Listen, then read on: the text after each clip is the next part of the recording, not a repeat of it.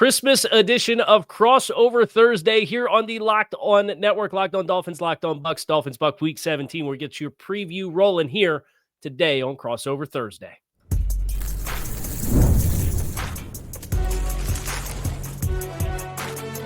You are Locked On NFL Crossover, part of the Locked On Podcast Network. Your team every day.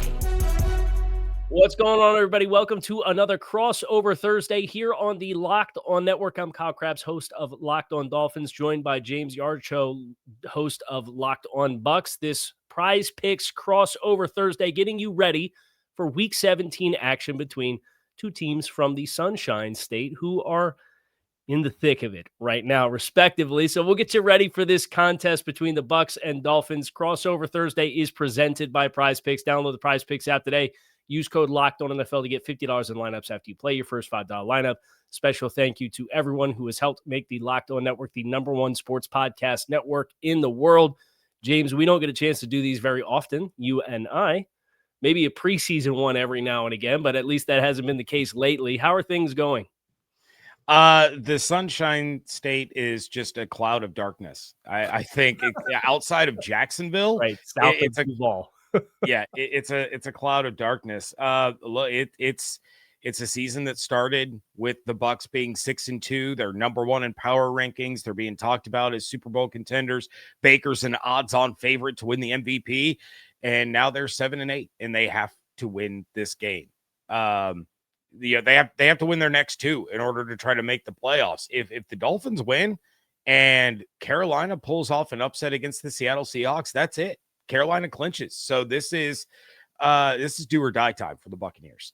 Yeah, and I know you and I talked a little bit in the pre-show about a pair of head coaches that might be feeling some warm seats underneath of them as well.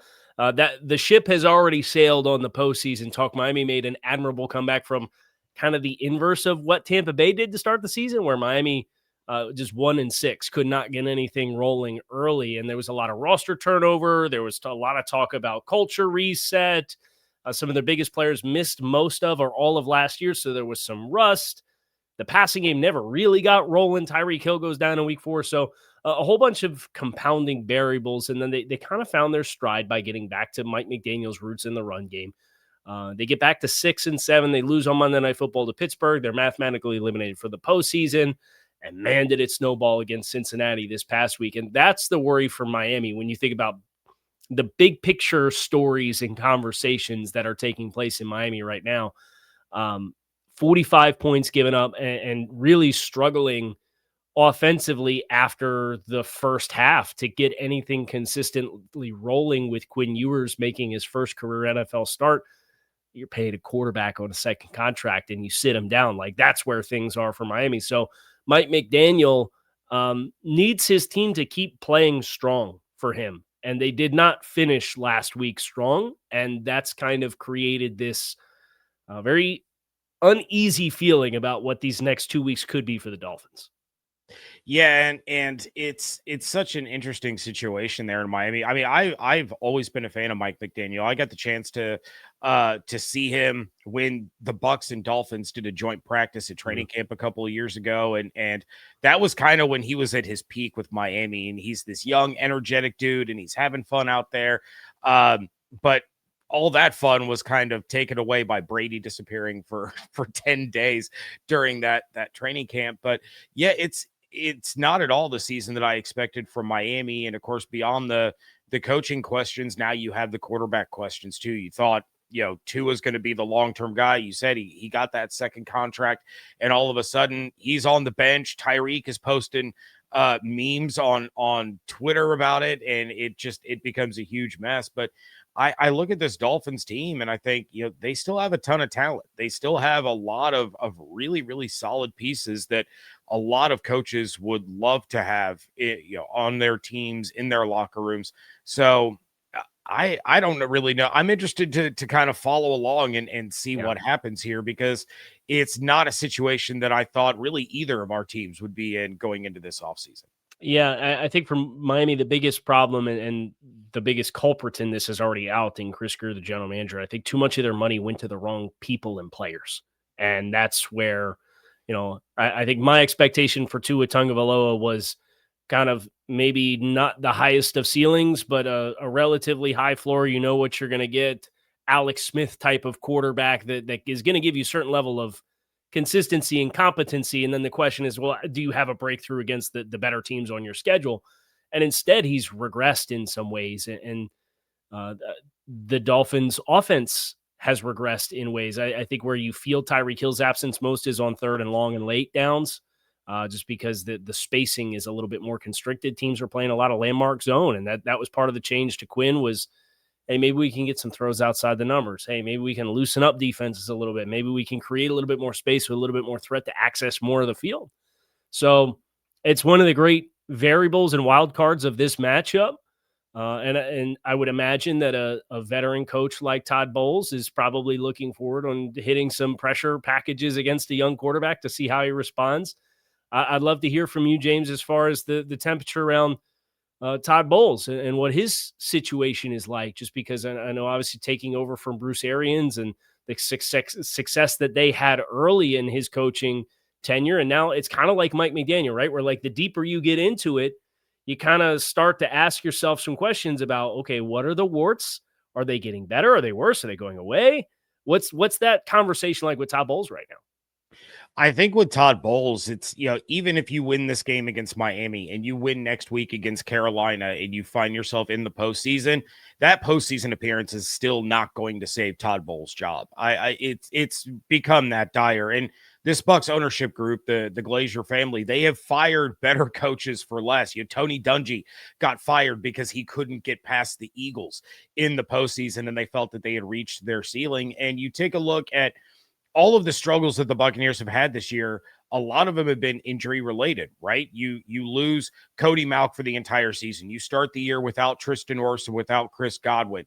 You get those guys back just to turn around and lose Chris again after you've already lost Mike again to a broken collarbone. End the streak. You lose Bucky for 2 months. Baker's playing with a dislocated shoulder, an oblique injury, a knee injury. Yeah, he's battling through it. You lose your other starting guard in Ben Bredesen. It's been just nightmare after nightmare on the injury front on the offensive side of the ball. Defensively, you lost Kalijah Cansey, and you've missed guys for one game here, one game there. But for the most part, this defense has been intact, and they've been the weaker unit. And when you have a head coach that is in charge of that side of the ball, that is consistently being beat, consistently not fixing problems, and allowing teams to just march up and down the field on them, that's a problem. And so it would take an unreal Christmas miracle level run to, I would say, at least the NFC Championship in order to save Todd Bowles' job at this point in time. But a team that has lost 6 out of 7 games since their bye week, I can't imagine them all of a sudden being able to flip a switch, beat Miami, beat Carolina, and then start the postseason by beating a team, whichever team it is that they face out of the NFC West in that first wild card game on Monday night. It's so funny to hear you talk about that and reflect Miami side of things where, defensively, that I think they're seventh lowest cash spend on the defensive side of the football this year. Their money's on the offensive side of the ball. Mike McDaniel's an offensive coach, and yet the yards, the points, they're in the 20s. That's where the struggle's been. And so in the same way that Todd Bowles, like the defense is where his bread's been buttered, for Miami, it's Mike McDaniel on the offense. And at least when you look at the Dolphins' defensive struggles, you could say, well, they trade Jalen Phillips at the trade deadline. And, well, they're kind of piecemeal together the secondary in July and August with guys off the street and the trade for Minkah Fitzpatrick, who's not going to play in this game. But on the offense, it's where they made all the marquee signings. It's where they've made they're paying the top dollar guys there. And that's the unit that probably has been the bigger disappointment for me when I reflect on Miami. So I think when you have those kinds of conversations about coaches and hot seats and performances, I'm sure that doesn't help either guy's resume going into this final couple game stretch of evaluation window to know, hey, this is where you're supposed to have your best ownership, and this is where we feel like we're getting let down the most. Yeah, it's when you hire an offensive genius or a defensive genius, you expect that side of the ball to be the most reliable side of the ball. And when Todd was a defensive coordinator and Bruce was the head coach, that defense was stout. It was dominant, and it just has not been that since the 2021 season when they were eliminated by the Rams in the divisional round. So since then, it has steadily declined, and that coincides with Todd Bowles being elevated from coordinator to head coach. We're going to get into some of the matchups from a personnel standpoint on this Week 17 showcase between Tampa and Miami at Hard Rock Stadium. Make sure you guys stick with us. We'll be right back. Today's Crossover Thursday is brought to you by Prize Picks. The holiday season is one of the best times for sports. There's bowl games, basketball matchups, playoff pushes, all happening at the same time. And while you make choices every day, the most fun places to do them are the ones where you get paid and make the right calls on Prize Picks. That is exactly what can happen for you this holiday season. Prize Picks is the easiest way to get in on daily fantasy. You can pick more or less on at least 2-player projections, lock in your lineup, and you are in the game. It's simple, fast, and available in 45 states, including Florida. Prize Picks has added an extra layer of excitement for the holiday sports season with their stacks feature, where you can pick the same player up to 3 times in a single lineup, like Baker Mayfield, on more passing yards, touchdowns, and rushing yards, as an example. Now, maybe Quinn Ewers can go over whatever rushing yards they have set for him as well. Download the Prize Picks app today. Use code LOCKEDONNFL. Get $50 in lineups after you play your first $5 lineup. That's code LOCKEDONNFL to get $50 in lineups after you play your first $5 lineup. Prize Picks. It is good to be right. James, I have not been able to say a Dolphins quarterback projecting them to go more on the rushing yards all season long. And I just realized, that we've Tua Tagovailoa no longer being the starting quarterback. Maybe we will see a quarterback go over the Prize Picks projection for rushing yards in a game. I mean, they let Tyler Shuck run all over him for, 30 yards a clip. So I don't see any reason why Quinn Ewers couldn't, get the more on his Prize Picks projection there. So that's just another fun part of this Bucs defense that I can't wait to see unfold on Sunday. So I think that it is a big mystery for Miami, and it was kind of a mystery of their first start that they had against Cincinnati, and Cincinnati very poor in the defensive metrics and rankings, and Ewers passed for 260 yards, but curious to now get a second sampling of him against this Tampa defense, and especially for Mike McDaniel, such a drastic move. What do the passing concepts look like? Do you do some different things and target different areas of the field? We didn't really get any shots down the field to Jalen Waddle in the Cincinnati game. And that's an area where I know Tampa's a little banged up with the cornerback room. So I'm eager to see if they will try to get an isolation and try to take a shot down the field or two with Quinn and see if they can push the ball vertically. Yeah, and I mean, you mentioned it. The Bucs are a little banged up. Zion McCollum is not going to play in this game. He's on injured reserve. His regular season is over. And you have second-round pick Benjamin Morrison out there. You have third-round pick Jacob Parrish, but then you still have Jamel Dean out there on the field who has played at a Pro Bowl caliber level. He's an alternate, but yeah, he's been fantastic this year. And for the most part, last week when matched up against Teteroa McMillan, both Parrish and Benjamin Morrison made some great plays, and they were really solid in coverage, which was an encouraging sign moving forward. But Todd Bowles, historically, not great against backup quarterbacks, not great his first go around with rookie quarterbacks or young quarterbacks. So I'm very interested to see how McDaniel decides to attack with Quinn Ewers, because usually, as a defensive coordinator, at least when Todd Bowles sees you once, he's got you. He can figure you out. It's that first time where he's trying to get a feel for it, and he's not great at getting a feel and adjusting in game. So it'll be interesting to see how McDaniel decides to attack the defense. Where has been the biggest liability for Tampa in the run defense? Because that's been such a big part of what Miami has had their kind of offensive, at least breathing some life into the offense midseason, was getting Devon Achane really rolling. And there's been times where they've gotten him successfully outside the tackles when it is downhill. You saw Jalen Wright a couple weeks ago against the Jets went for 100 yards. So they have some variability to get it going in either case. What has been the most frustrating or vulnerable spot for Tampa defensively against the run?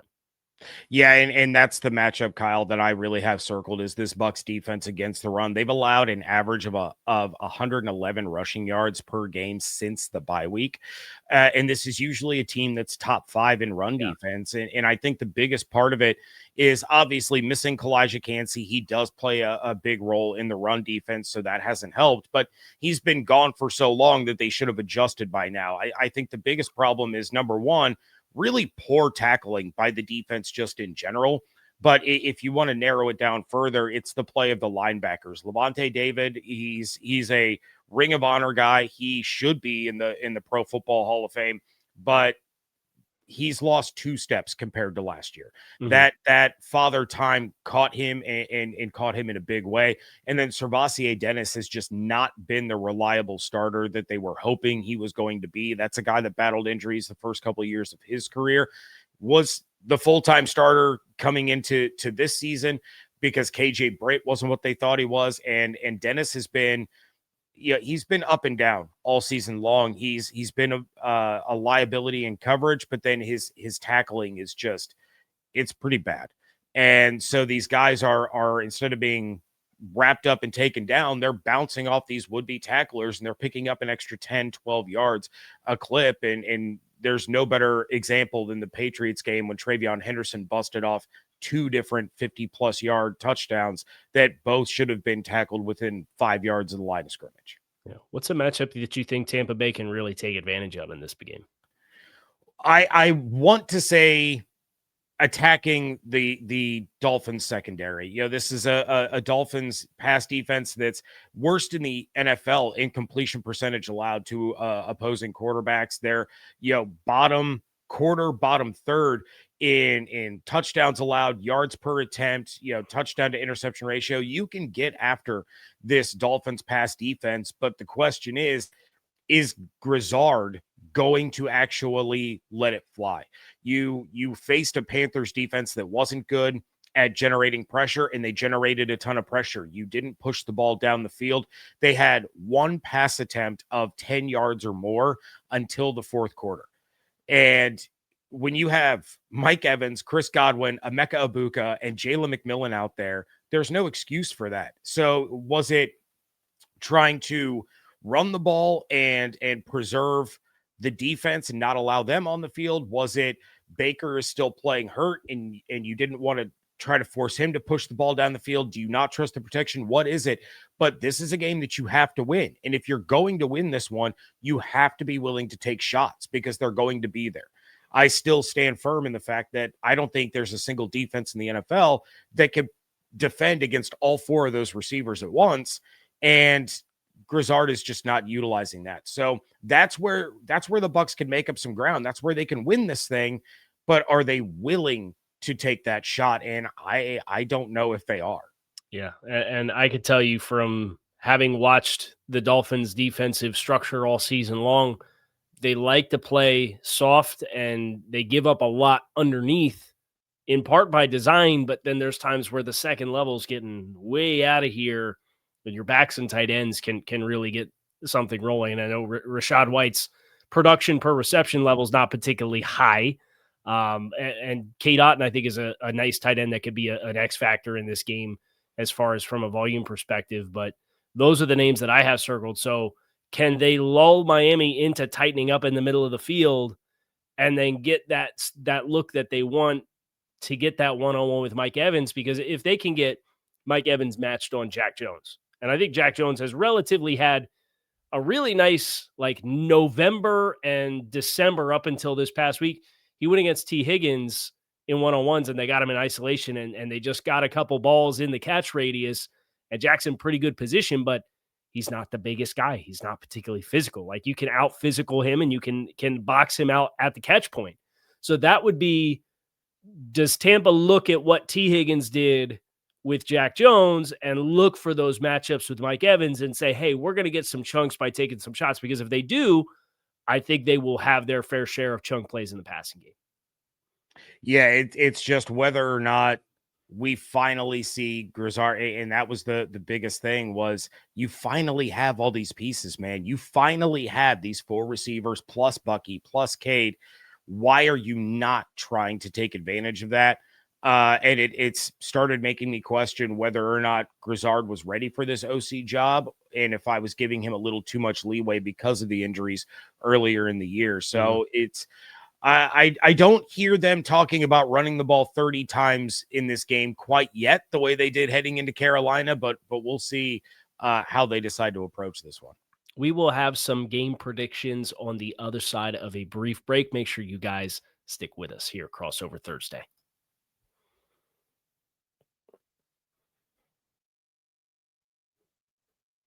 Kyle Crabbs, Locked On Dolphins, James Yarcho, Locked On Bucks, and I would be a horrible host, James, if I didn't give you the chance first, give you the floor. Give me a game prediction, give me a bold prediction, something that you think you can plant the flag on and say, I think this is going to happen on Sunday. Wow. I think this is going to be, for anyone in their fantasy championship that has Devon Achane, I'd like to be the first to congratulate you on winning your fantasy league. I think this is going to be the Devon Achane game. And not only because he's such a good running back and the Bucs have just struggled in stopping the run, since the bye week, but because he is so explosive and he's a danger out of the backfield in the receiving game. And the Bucs have just not had an answer for running backs in the passing game this season. Jahmyr Gibbs destroyed them. You had Bijan Robinson destroyed them twice. You've had Travion Henderson destroyed. Like it's been nonstop.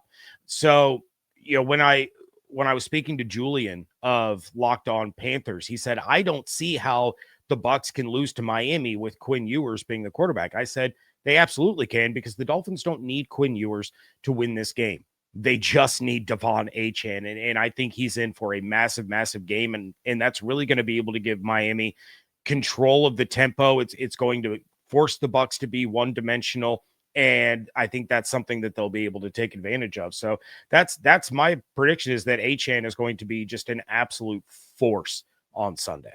I selfishly want to see it for the obvious reasons, but also the fact that he's 106 yards away from the second highest single season rushing total in Dolphins franchise history. Like, he's been on that kind of pace. He ain't going to catch Ricky Williams had 1853 back in 2002. He's not going to touch that, but he has a chance to pass 2003 Ricky Williams with 106 rushing yards. So it's been a really special season for him. Was named to the Pro Bowl on Tuesday, so it was a great accolade for him. I think that's a great call out, because so much of the Dolphins offense runs through Devon Achane. So probably a safe bet there. I would say the first team that logs a turnover is going to win the game. And more often than not, unfortunately, those scripts have not been kind to Miami. If you lose a possession, well, Miami had this stretch where Mike McDaniel for 3 years, he accepted, or he deferred every time he won the coin toss. And then they were struggling offensively and they started taking the coin toss. And then if you lose a possession in the first half, and if Mike McDaniel knows they're going to get the ball to start the second half and we've now lost a possession, things kind of snowball on them, right? Like, it gets a little weird. We kind of get away from some things that are working.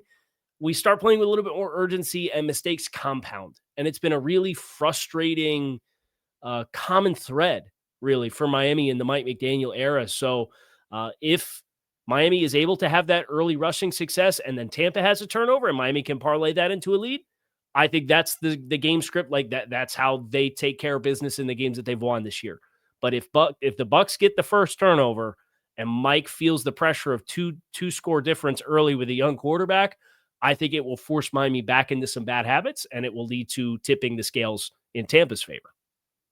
Yeah, that's an interesting point. And as far as winning the coin toss, the Bucs have kind of bounced back and forth. It seems like typically they would defer. That was their style. But when they felt that the offense needed a jump start, they did, take the ball first recently and marched right down the field and scored. What the offense did after that, we won't talk about. But yeah, I kind of feel like, the Bucs are in a similar situation, and you saw it snowball for them against Carolina. You have the ball, you have the lead. It's a 2-minute drill. You have all 3 of your timeouts to be able to march down the field and add to it before getting the second half kickoff. And instead, you go 3 and out, you give it to the Panthers, and all of a sudden, Tenero McMillan's in the end zone.